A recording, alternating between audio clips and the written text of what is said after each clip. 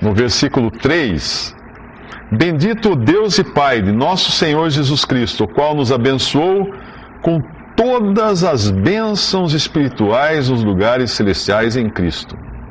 Muito bem, então, aquele que crê em Cristo nasceu para ser abençoado com todas as bênçãos espirituais nos lugares celestiais em Cristo. Eu pergunto, é vantajosa essa oferta, né? De ser um cristão, de ser alguém que crê em Cristo? Claro. Ser abençoado com todas as bênçãos espirituais nos lugares celestiais em Cristo, eu nem imagino quais sejam todas elas. São incontáveis, inumeráveis essas bênçãos, e nos lugares celestiais ainda. Mas não para aí. Como também nos elegeu nele, em Cristo, antes da fundação do mundo, para que fôssemos santos e irrepreensíveis diante dele em caridade ou em amor. Mas espera aí, então, aquela questão de como eu me apresentar, ser justo diante de Deus, não depende de mim? Não depende de mim. Depende de Deus me justificar, de Cristo me justificar pelo seu sacrifício na cruz. Então Deus me escolheu para ser santo e irrepreensível. Nenhuma repreensão. Deus não vai repreender o salvo, jamais. Deus não vai condenar o salvo, jamais, porque Ele condenou o seu Filho na cruz. E nos predestinou, versículo 5, para filhos de adoção por Jesus Cristo. Então eu nasci para ser filho de Deus por adoção por Jesus Cristo, para si mesmo, segundo o beneplácito da sua vontade, para louvor e glória da sua graça, pela qual nos fez agradáveis a si no amado. Então eu nasci para ser feito agradável a Deus em Cristo. Foi para isso que eu nasci. Será que foi para isso que você nasceu? Se você não crê no Senhor Jesus ainda, não foi para isso que você nasceu. Em quem temos a redenção pelo seu sangue. Aqui, esse é o segredo de tudo. Redenção pelo seu sangue. Remissão das ofensas, retirada das ofensas, segundo a riqueza da sua graça, que Ele fez abundar para conosco em toda sabedoria e prudência, descobrindo-nos o mistério da sua vontade. Olha aqui, Deus, para os que creem nele, Ele descobre qual é o mistério da sua vontade. Ao cristão, ao crente em Jesus, é revelado qual é a vontade de Deus. Ele tem capacidade agora, porque o Espírito Santo habita nele, de entender os desígnios de Deus, entender os planos de Deus. Deus não esconde isso do que crê nele.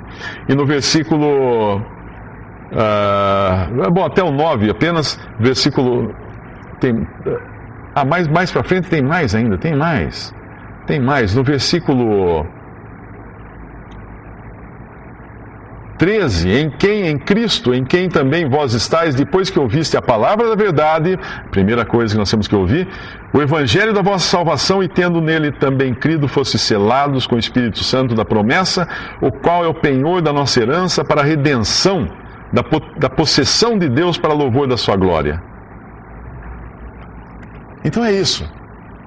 Eu nasci para isso. Eu nasci para tudo isso. Eu nasci para isso. E o incrédulo? E aquele que ainda não tem a Cristo como seu Salvador?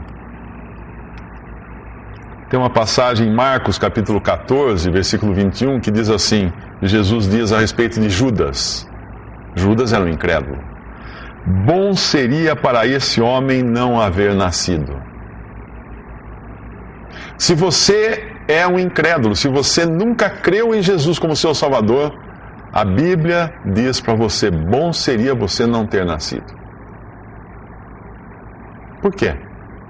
Porque não tem razão de ser o seu nascimento. Se o seu nascimento não é para ter todas essas bênçãos espirituais, todos esses privilégios que Deus preparou para os que são salvos por Ele, para os que creem no seu Filho Jesus, então nasceu para quê? Mas o incrédulo, esse é o problema. Se enquanto em vida nós podemos estar às vezes questionando, Senhor, por que eu estou aqui? Ó Deus, por que eu nasci? E às vezes fazendo essas perguntas no momento de aflição, mas nós sabemos que um dia todas elas vão ficar claríssimas para nós. O incrédulo não. Ele vai passar a vida perguntando isso, ele vai morrer, ele vai ser condenado, ele vai ser lançado no lago de fogo e vai passar a eternidade furioso, indagando por que é que eu fui nascer, e sem ter resposta. Porque a resposta para ele vai ser sempre essa: bom seria para esse homem não haver nascido. Por quê? Porque ele rejeitou a graça de Deus. Ele rejeitou o evangelho da sua salvação, ele rejeitou crer em Jesus como seu Salvador e ter todos os seus pecados perdoados. Ele rejeitou a dádiva de Deus. Deus oferece hoje a todo pecador o perdão completo de todos os pecados. Ah, mas eu tenho muitos. É todos. Todos, porque ele morreu na cruz não para servir de mártir, de exemplo, de abnegação. Olha, morram como eu, para vocês também merecerem o céu. Não, nada disso. Isso aí as religiões ensinam. É uma bobagem tremenda. Ele morreu na cruz para nos substituir no juízo. Na cruz, Jesus estava recebendo, naquelas 3 horas de trevas, recebendo sobre o seu corpo os pecados de todos aqueles que creem, e o juízo de Deus caiu sobre ele. Ele passou em 3 horas uma eternidade de inferno, de lago de fogo. É isso que ele passou ali. Ele sofreu em 3 horas. E ele morreu. E ele deu sua vida.